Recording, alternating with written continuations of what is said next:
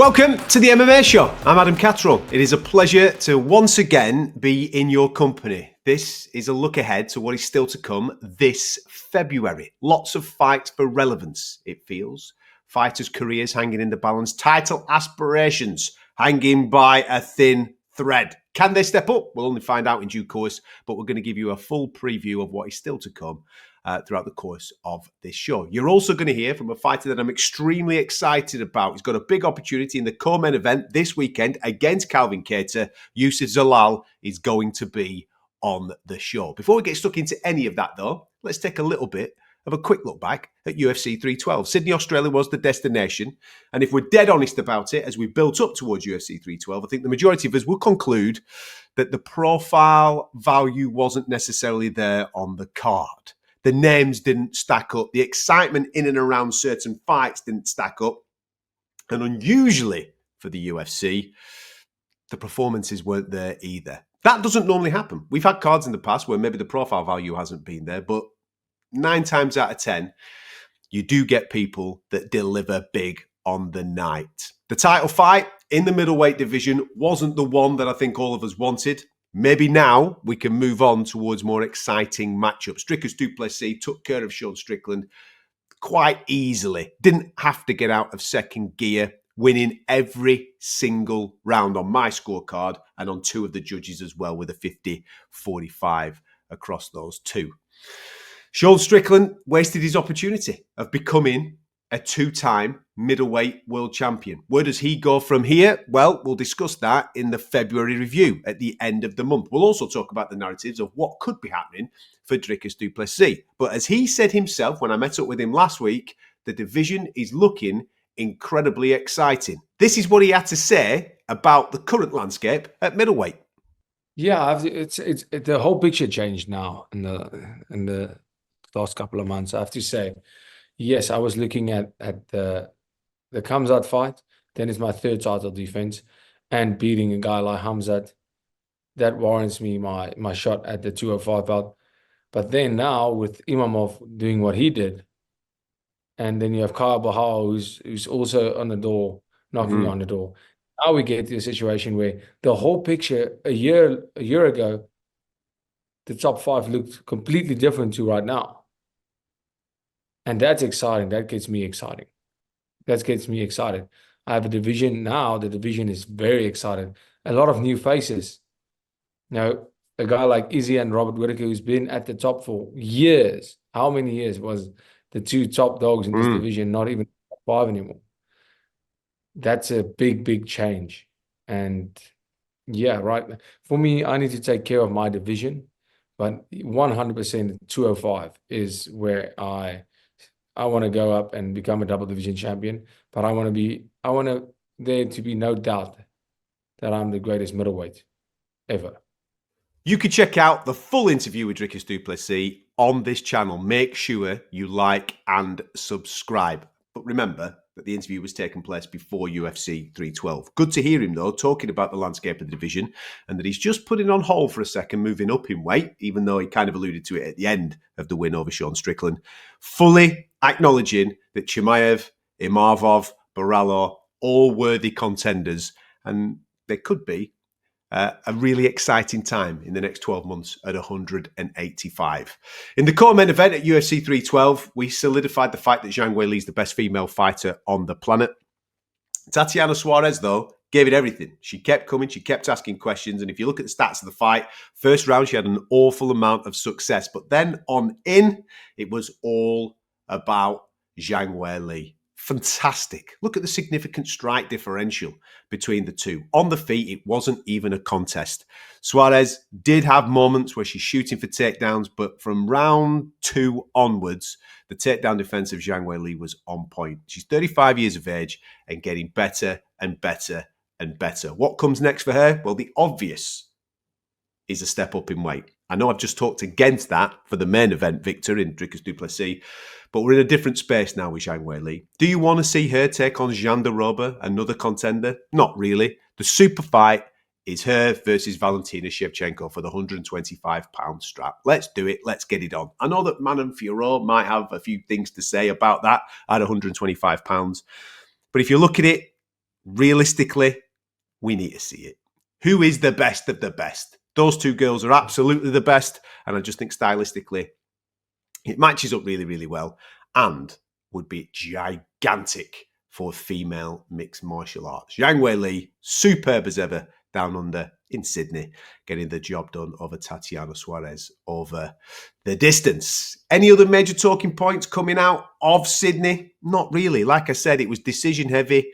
It didn't really live up to what it could have been. And fingers crossed, as we move towards UFC 313, we get more excitement out of Alex Pereira and Magomed Ankalaev. One other thing that we can touch upon, I suppose, is how did the older Topuria brother get on? Well, Alexandre did put in a solid performance. You can see when you watch him fight that there are obviously similarities between him and his brother. Obviously, Alexandre is Ilya's head coach, and in the corner at the weekend, we saw Ilya doing his thing for his older brother. I just thought that he could have been slightly more aggressive at certain times, but I think that's going to come with confidence. It's a UFC debut. It's a win against the last-minute change of opponent in Colby Thickness, who I also thought applied himself very, very well and will absolutely get more opportunities with the UFC going forward. All in all, a good fight, a good performance, but what we want to see going forward is that Topuria killer finish instinct. I think we will. It'll come with confidence, and fingers crossed we get to see him in the not too distant future doing his thing again. That leads me on nicely to what is to come this week and the week after, because I want to say something quite bold here. I actually think, especially at Seattle in 2 weeks' time, that card is better on paper than what they actually pitched for the pay-per-view at UFC 312. I'll come back to that in a minute. You might have your own thoughts. Make sure you like and subscribe this channel. Plenty of ways to get involved. Obviously, Laura and Dean on a monthly basis, should I say, give you their big previews of the title fights. I get stuck into the best of the rest, and I'll give you a review of the month, which is coming up at the back end, obviously, of the month, with lots of exciting things coming up in February. Which leads me on nicely to this weekend. We have Jared Cannonier back in action against Gregory Rodrigues. Really interesting matchup, this, especially for Jared Cannonier, who at 41 years of age is still talking about trying to get in the mix for a title shot. I know we've had a change in the guard at the top, and I know that maybe there's some fresh blood coming through as top contenders. Can Jared Cannonier get himself back into that mix? Well, he's in a bit of a sticky situation right now because he's lost his last two. A third loss would see him plummeting down the rankings, especially if that third loss comes against the guy that is currently unranked in Gregory Rodrigues. Don't get me wrong, Jared Cannonier has been in with the best of the best. He's transcended weight divisions as well. But this is a big night for him. He's headlining once again. Can he come up with the goods against Gregory Rodrigues, who's on a bit of a hot streak? I like RoboCop. I think he's a really good fighter, well-rounded, heavy hitter, can take a dig as well, and he's got wicked jiu-jitsu. This, I think, is going to be an absolutely fantastic fight. Remember, it's taking place in the Apex, which is the smaller cage. There's nowhere to run. There's nowhere to hide. Last time we saw Jared Cannonier in this cage, he was comprehensively beaten by Caio Borralho. Gregory Rodrigues is going to be looking to do the exact same thing and carry on his win streak and, of course, get himself into the middleweight rankings. Top fight for your main event. But for me, the best fight of the night this weekend is the co-main event. We all know about Calvin Kattar. He's also in a little bit of a sticky situation right now with multiple losses in his last few fights. Can he get back on the horse? Inactive as well. We haven't seen a lot of Calvin Kattar. So it's going to be interesting to see what version of him turns up against this young buck. And this is who I want to introduce you to on the show right now. One half of the co-main event for what is coming up this weekend is Youssef Zalal. And very kindly, he's given up a bit of time to come and join us on the show. Look who has come to join the program, one of the most exciting featherweights on the planet right now. He's got an electric personality, and not only that, he's finishing every man under the sun at the moment. So therefore, let's get stuck into a conversation about co-main events with, obviously, Mr. Calvin Kattar this weekend. It is the one and only Moroccan devil himself, Youssef Zalal. How are you, bud? You good? I am good, my man. Thank you. Thank you for that introduction. I appreciate it. Listen, what I want to do before I talk about the fight this weekend, which is a big fight against Calvin, I want to kind of give our audience a little bit more of an understanding of you, your journey, where you've been, and how we've landed in this particular place right now. And I suppose we've got your mum to blame for all this because she's the one that stuck you into martial arts back in the day, trying to keep you out of trouble, was she? Is that what it was? 100%. I definitely blame my mom and my dad. They're the one who put me into this, so they better deal with it. At least my dad watches me. My mom doesn't watch me. My mom just calls me after. That's it. That's all it is. You can't watch me fight. So Mate, listen, you're always a little baby. I know. All right, She all can't right, come all and right. watch you. She can't come and watch you do the violence, man. She might keep you out of the violence by sending you to the classes to learn how to protect yourself. Now that it's turned into a career, she's probably kicking herself a little bit, you know? Oh, 100%. I mean, she's happy in a way because I had to get her approval for this fight because I was supposed to go to Morocco, and then she's like, Ah, nah, this is a big fight. Go do your thing, and then come back after. So I'm very excited. okay. Right. I want to take you back to the year of 2020 when obviously the world goes crazy and COVID hits and the pandemic comes along. Okay.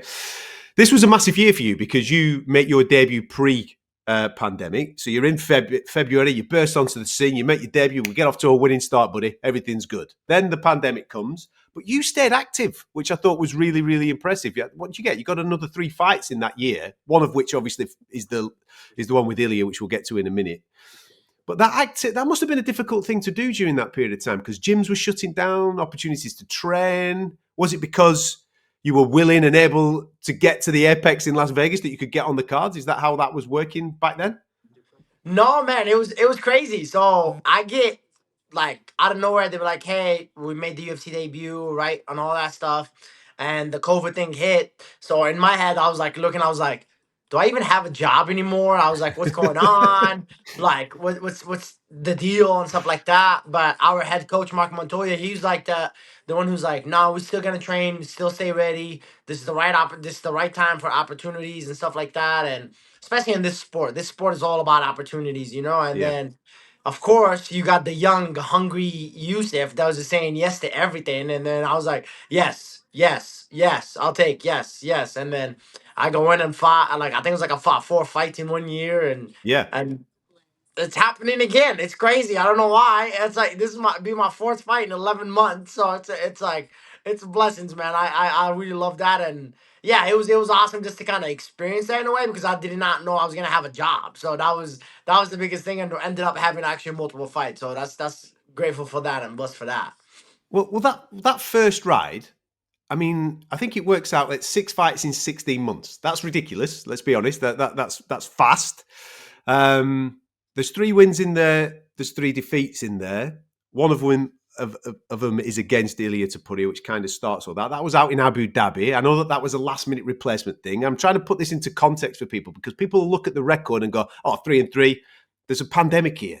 Flying around the world, shutdown, COVID, all these types of things to kind of take into consideration last minute scenarios. And then obviously we end up in a mad situation where you kind of take a year off to maybe come down in weight there and manage the weight and go into a different weight division and end up with a draw. And then we end up getting cut from the UFC. That decision seems baffling to me now that I analyze it. But what was it like for you in that particular time? Brutal. It was brutal. So after my 3 losses, they hit me up and they're like, just stay ready. You're not cut, but just stay ready. And I was like, okay, like I want to fight. I want to like prove myself. So I talked to the coaches and everything. I was like, hey, let's just go to 35. I feel like because I was not getting to my body. Like my body was like on fight day. I was only 153 or Wow. 54 on fight day. And yeah, so I was just like, I'm not really being at the strength that I need to be at right now. So I was just like, let's just do 35. We were talking about it. I was staying on a hard diet for a year. It's like nonstop. And they were like, I was like, am I fighting? No. Am I fighting? No. Am I fighting? No. And then out of nowhere, they hit me up and said, Jack short notice. It was 10 days. And I was like, yeah, I'll take it, no problem. And then obviously that happened, and that was a draw, and then get cut. So after that, I think it was like a week later, I got cut. And that was kind of like the news that you did not want to hear, but it's kind of like you realize it's coming. You know what I mean? Because I was the last fight in the deal and stuff like that. I was like, I didn't know how they felt about me and stuff like that. And yeah, the rest was history. But it's definitely that's the weird part about it. But yeah, it was definitely tough times. What's the psychology like of then, stepping down in level, going back on the regional scene? Because I'm sure there's ego connected to this game, isn't there? You've got friends, you've got family that obviously will be asking you questions about those scenarios. So Yeah. what's the psychology like of stepping back down onto that regional scene? Man, you talk about getting tested as a man, just like when it comes to like not just ego wise, like now you got your family and everything that you're looking at, you be like, it's almost like you see all their hard work and stuff like that, and he's kind of Yeah. like let them down in a way. So I really was like in my feels for like a long time, like for a few months, just to be like, man, and life humbles you quick, and that kind of like really humbled me real quick, you know what I mean? To go from not fighting at the biggest stage in the world to go in and be like, okay, now you fight in front of 150 people or maybe like 300 people. And then the locker room is like all like this together and stuff like that. Like there's only one mat. So it really humbled me real quick, you know what I mean? And then it tested a lot of things about me in life, like why do I do this? And that's kind of like my motivator now, to be honest, like that I really stuck with and like really kept pushing forward, you know what I mean? So I think I underestimated that a little bit and like kind of like just live the hype, I'd be like, oh my god, like you got the cameras, the UFC, you in the UFC, you're this, you're not realizing why you're doing this and why you did this, you know what I mean? So I think like it really humbles me real quick, and again, I'm super grateful for that, to get cut out of the UFC. And I know a lot of people don't get to say that. You know what I mean? A lot of people get to say, "Oh, I got cut, like it's done." You know what I mean? Like for me, it's the greatest thing to happen to me, to get cut out of the UFC and then come back. Well, it seems now analysing and obviously having the information that we have now that you've gone away, reassessed who you are as a mixed martial artist, and kind of come back with a new gear and a new attitude towards it. I want to talk about the mentality now of the way that you've managed to continue the finishing streak into the UFC from the regional scene, because this is what happened. For those that don't know, obviously, when you were in the UFC originally, this man's never been finished, right? It's never been finished. So, but even in the fights that you're having that you were winning, they were decision victories. So my question to you now is, do you believe when you look at the first time you were here that you were kind of fighting a little bit within yourself, maybe because you didn't want to overcommit, maybe have a little bit of fear of losing the job or anything like that, whereas now you seem fully confident within yourself of who you are as a mixed martial artist, and therefore you're able to commit a little bit more, and now we're starting to see the finishes really flourish? Damn, man, you sound like my therapist or something, bro. God damn, you like know my whole life already, bro. You my psychologist over here. Uh, yeah, 100%. I feel like I put in way too much pressure at a bad pressure. I always love to put pressure on myself. That's who I am. But I think I was putting such a bad pressure on myself in a way of, oh, you better not get knocked out in front of national TV. You better not let your country down. You better not let your coaches down. You better not do this. You better just get a win. Make sure you're this. You make sure you're that. Make sure you speak well. Make sure it's all this stuff that came in, and it's like it's the wrong stuff. Like you not need to Yeah. focus on that. Like I'm being me and I'm doing who I am, and I put in years and years and years of hard work to just let it decide on what anybody else thinks of me or anybody else can say about me. You know what I mean? So now it's like you said, it's like I really don't care what anybody thinks about me. I'm here having my fun and I want to do what I want to do. You know what I mean? And for me to go achieve that and get a finish, that's amazing. You know what I mean? Because I am going for a finish. I am aiming for a finish. I am a finisher. I'm not just a guy that wants to be like, oh yeah, yeah, cool, cool. But I'm also a high IQ guy and I'm very self when it comes to like defense and stuff like that. I feel like people underestimate that a little bit. They be like, oh yeah, like if you want to make money in this sport, you have to go brawl. If you want to make money in this sport, you have to go do this. No, you don't. No, you don't. Like I can be able to fight 4 fights, 5 fights in 11 months without an issue because of the fights that I went into and how I handled the fights. And that's what I feel like the difference between this Youssef and old Youssef. Because this Youssef would kill the last Youssef. So I know that for a fact. What was the call like when you got asked to step in and face Billy Q then, second time around? Bro, I was at a hotel. I was at the Ultimate Fighter hotel. They called me and then they're like, "Yo, you're not in the Ultimate Fighter no more. The cast didn't want to pick you. Like you're an alternate." And I said, Are you kidding me, man? Like I spent all this time preparing for this, said bye to my family for 6 weeks, getting ready, all this stuff, and then I come in and be like, "Yep, you're an alternate," and then literally 23 hours later, I get a call, step up for Billy because I guess Billy had like experience and they needed somebody with an experience, and then boom, and I was like, man, it's time. It's like I screamed so loud I thought I was gonna get kicked out of the hotel, but I was like, man, it's time for me to show out, and I'm glad I did, and I'm happy where I'm at right now. I've only ever been to one of those Apex shows where they're behind closed doors, and it was that night where Hebas was taking on Namajunas. Obviously, when you come back, the two Oh, you were takeaways there? from I was there, mate. The two Let's takeaways that I come from that night was obviously Peyton Talbot's performance against Cameron Simon, which I thought was great, and obviously you getting the finish against Billy Q, which then sets up the next two fights. Because going back to what I was saying before about this sport, obviously it's what 80-90% physical. Sorry, I personally think it's 10-20% physical, and it's here. What's going on in here? And obviously from that moment onwards, there's a new confidence about you because you put back-to-back performance of the night together. Finishes are continuing. And now we find ourselves in a co-main event at the weekend against the guy in Calvin Kattar who's been there, done it, got the T-shirt, ranked top fighter with an opportunity for you to really push yourself forward in the 145-pound division. And this is why I'm talking about the pressure is exactly what you said. It's like now you get to say all this talk that we've been talking and we've been doing and all this hard work.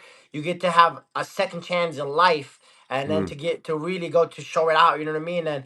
And I want to be the first guy to finish Calvin, and I will be the first guy to finish Calvin because all these guys are fighting him completely different than I would ever fight him.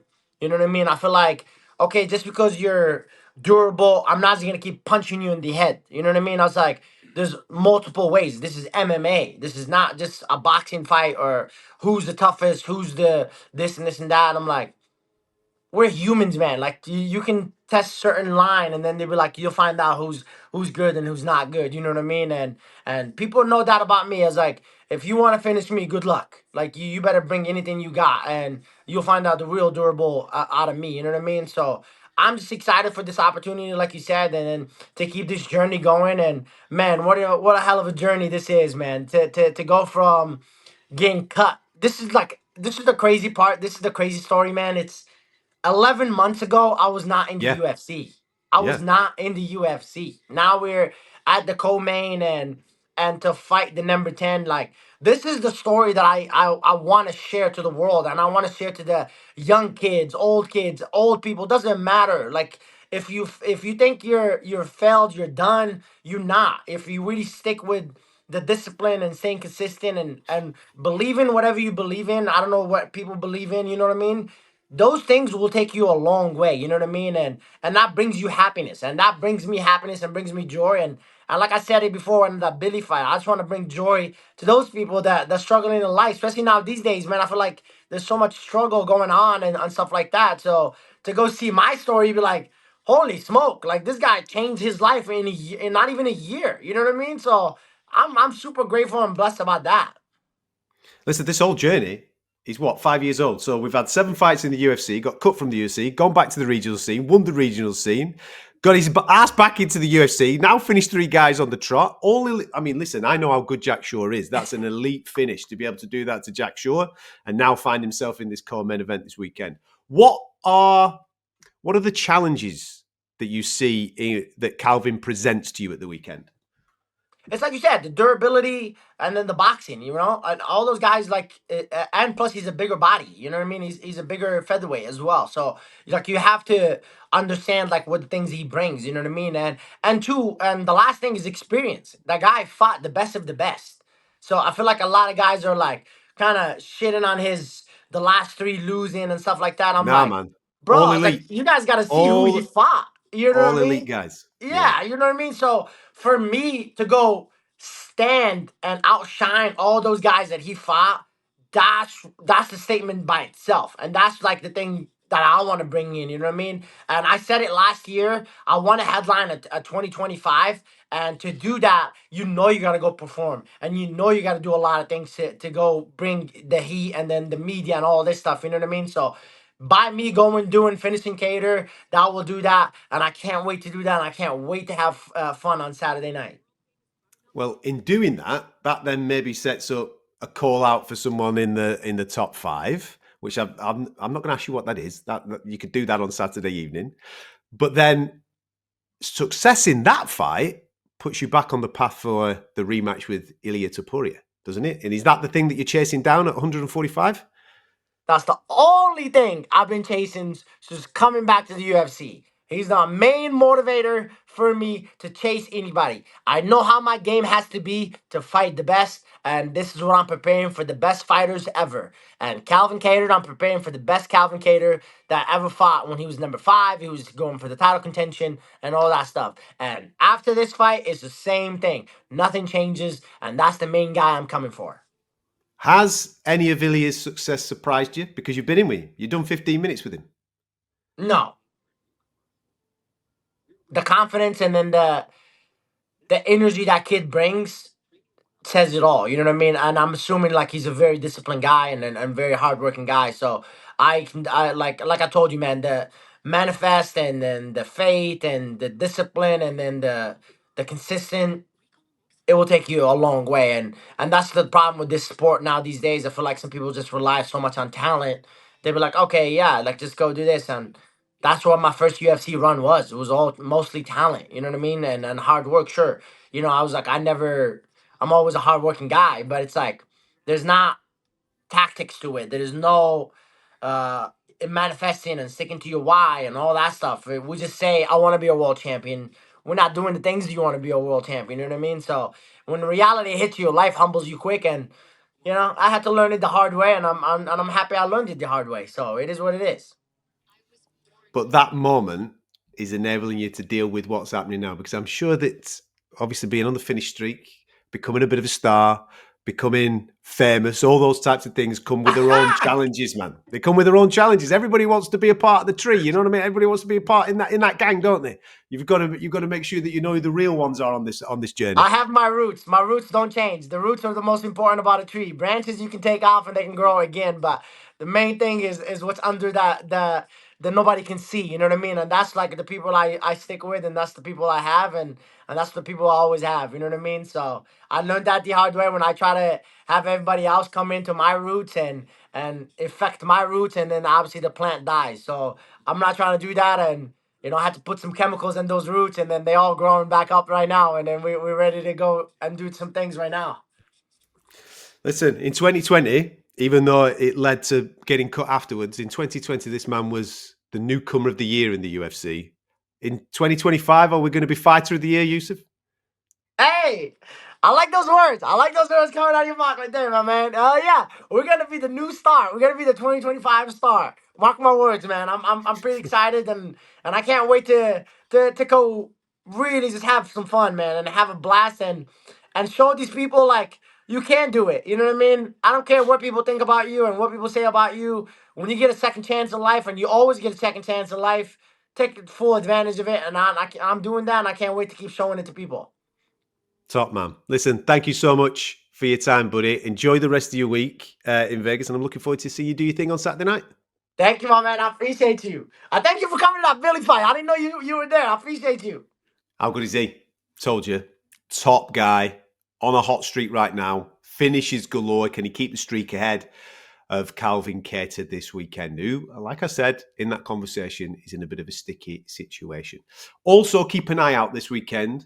Edmund Shabazian is back on this card, looking to get back in the win column. But one fight on the prelims that you definitely should be paying attention to is Gabriel Bonfim. He absolutely rose to fame. Had a little bump in the road. He has got back in the win column, but he's looking to obviously get going again in this particular division. He was supposed to be fighting Rinat Fakhretdinov. That fight fell off, and now he's fighting Chaos Williams. Chaos Williams he's superb, but one of the most inactive fighters in the UFC. He only fights once a year. Anyway, he's put his hand up. He's going to be facing Gabriel Bonfim. Gabriel Bonfim's brother Israel is also on this card as well. But Gabriel is the one to keep an eye on, because I think that matchup could be absolutely brilliant for this card at the weekend in the Apex. To finish off the month, we head to Seattle. That's right. Headlined by Triple C himself. That's right. The one and only Mr. Henry Cejudo taking on Song Yadong. What an unbelievable fight this is. And when I said at the start of the show about crossroads fights, about people's aspirations of getting to the top of the tree hanging by a thin thread, Henry Cejudo is one of those guys that I'm referring to. Obviously, he's in his late 30s now. He's not a young man. You all know about the curse of the 35-year-old in these particular lower weight divisions. Well, it applies to Henry Cejudo. And if you look at the way that his career is going, it's absolutely true. This guy was one of the best mixed martial artists on the planet for a small period of time. Multi-weight champion, simultaneous champion, floating between the weights, defending here, there, and everywhere. And when he beat Dom Cruz and rolled off into the sunset with his retirement, you thought, pretty darn good. However, bit of a hiatus. He'd come back and he's lost 2 on the spin. So factually, Henry Cejudo has not won a fight since 2020 inside that UFC octagon. Okay, he's been retired for a large percentage of that. He's come back, he's had 2, and he's fallen short. One of which was an absolute shutout against Merab Dvalishvili. The other one was, of course, against Aljo. So 2 top-tier guys. He's now fighting Song Yadong. It's all right losing to champions and guys that are right at the top of the tree. But if you start losing to contenders, your chances of getting back to the top of the tree start to diminish. This is a massive, massive night for Henry Cejudo. And same for Song. What a scalp this could be for him if he could get Henry Cejudo on that resume. I think it's an absolutely cracking fight. Now, just like this weekend, the fight that I'm most excited about in Seattle is the co-main event, because you've got 2 guys here that genuinely could make a run at getting a title shot. They could enter that pack of wolves that are currently chasing down the champion. You've got Brendan Allen. I know that he's come up against Nasruddin Imavov and fallen short, but still, he's a fantastic mixed martial artist. I think he'll learn an awful lot from the loss to Imavov, and he'll be wanting to get his momentum back again. And he's faced with a guy that is on such a surge right now. Anthony Hernandez is looking phenomenal. This matchup really does get me excited, because you've got contrasting styles. You've got 2 young bucks that have not been to the top of the mountain as of yet, but want to get there. And I just think that it's going to lend for an absolutely fantastic fight. Hernandez is a finishing machine. Doesn't matter whether it's early, doesn't matter whether it's late. And when I say late, he did get that finish against Michel Pereira in the 5th round. So he does go long as well, which I think is a fantastic thing if you've got aspirations of 1, headlining things, and 2, getting yourself into title contention. I think it'll be fight of the night, or at least you'll get some type of bonus connected to this fight. I think it's an absolute belter. Bit of British interest on this as well. Javid Basharat is also on this card. And you've got Modestas Bukauskas, who's kicking off the whole thing on the prelim. So a bit of British interest out there in Seattle. One slight piece of disappointment, of course, is that Dominic Cruz is not going to be on the card against Rob Font. Dom popped his shoulder on a couple of occasions throughout the course of this camp and has had to, therefore, call retirement on a phenomenal career. One of the best bantamweights that we have ever seen in the UFC. He had a very unique style, not just in the octagon, but also on the microphone. He's obviously going to go on to have a phenomenal career in the media. I do feel for him, because when your body's breaking down and your mind is still willing to fight, it must be a very difficult thing to deal with. Fingers crossed, we'll get to catch up with Dom and get him on the channel and look back at a phenomenal career inside the UFC. But commiserations to him and everybody else that was excited about seeing him do his thing against Rob Font in Seattle. One other fighter to look out for out in Seattle is Joan Silva. The hottest gym at the moment in the world are the Fighting Nerds. This guy is one of those guys. I think he's brilliant, very, very well-rounded. He had a little bump last year with a weight loss issue where he missed weight, but he kind of miscalculated it. I'll forgive him for it. Anyway, he's come good. He's looking well. And I think he could be a star of Seattle. On the main card, there as well.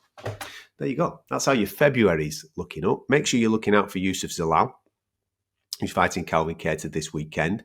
Action-packed show from Seattle the week after. And then it's all guns blazing for March, where we are pointing our attention, of course, towards UFC 313. And it's Alex Pereira and Magomed Ankalaev. And, of course, UFC London, March 22nd, where Leon Edwards and Jack Della Maddalena go at it. We'll have lots of content coming your way for that. But for now, make sure you like and subscribe to the channel. Laura and Dean will be back with their big title preview, of course, of UFC 313. I'll give you a preview of what is to come in March. But before all that, we're going to look back at everything that's happened in February. So we'll give you the narratives of what's come off the back of UFC 312 and what next for Henry Cejudo, should he win or even if he loses. And can Jared Cannonier get himself back into the title mix at 185? Lots to talk about, UFC and MMA in general. Extremely exciting, and it's a pleasure to get you closer to the action. Thanks very much for tuning in. I'll catch you next time.